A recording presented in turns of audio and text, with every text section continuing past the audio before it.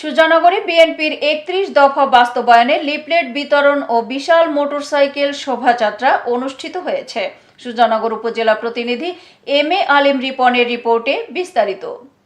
বিএনপির ভারপ্রাপ্ত চেয়ারম্যান কর্তৃক ঘোষিত রাষ্ট্র মেরামতের ৩১ দফা বাস্তবায়ন, গণতন্ত্র পুনরুদ্ধার ও ফেব্রুয়ারিতে নির্বাচনের দাবিতে পাবনার ২ আসনে বিএনপির মনোনয়ন প্রত্যাশী পাবনা জেলা বিএনপির সাবেক যুগ্ম সম্পাদক ও সুজানগর উপজেলা বিএনপির সাবেক সহসভাপতি আব্দুল হালিম সাজ্জাদের নেতৃত্বে লিফলেট বিতরণ ও বিশাল মোটরসাইকেল শোভাযাত্রা অনুষ্ঠিত হয়েছে।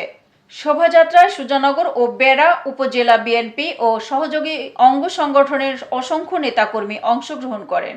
এ সময় প্রধান অতিথির বক্তব্যে আব্দুল হালিম সাজ্জাদ বর্তমান সরকার আগামী ফেব্রুয়ারি মাসে নির্বাচন দিয়ে দেশে গণতন্ত্র প্রতিষ্ঠা করবে বলে আশা প্রকাশ করে বলেন, গণতন্ত্র প্রতিষ্ঠা অন্য কোনো পথ নাই নির্বাচন ছাড়া।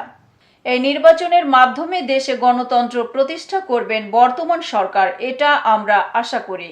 অন্যান্যদের মাঝে বক্তব্য রাখেন পৌর বিএনপির সাবেক সাধারণ সম্পাদক আব্দুল সালাম মোল্লা, উপজেলা শ্রমিক দলের সভাপতি আব্দুল মান্নান মোল্লা, সুজানগর উপজেলা বিএনপির সাবেক ক্রীড়া বিষয়ক সম্পাদক মজিবুর রহমান খান, পৌর বিএনপির সাবেক ক্রীড়া বিষয়ক সম্পাদক ও সাবেক পৌর কাউন্সিলর আব্দুল বাতেন, উপজেলা শ্রমিক দলের সাধারণ সম্পাদক বাবু মোল্লা, বিএনপি নেতা রুহুল খান, নুরুজ্জামান শিকদার লালু, হান্নান কাজী, পান্না চৌধুরী, উপজেলা যুবদলের সাবেক সহ সাংগঠনিক সম্পাদক নবী মোল্লা, উপজেলা স্বেচ্ছাসেবক দলের যুগ্ম আহ্বায়ক শফিকুল ইসলাম, যুবনেতা মানিক খান, জেলা ছাত্র দলের সহ সভাপতি আলম মণ্ডল, যুবনেতা আনোয়ার হোসেন আনাই ও আরিফ বিশ্বাস এবং এন.এ. কলেজ শাখার ছাত্রদল নেতা শাকিল খান প্রমুখ।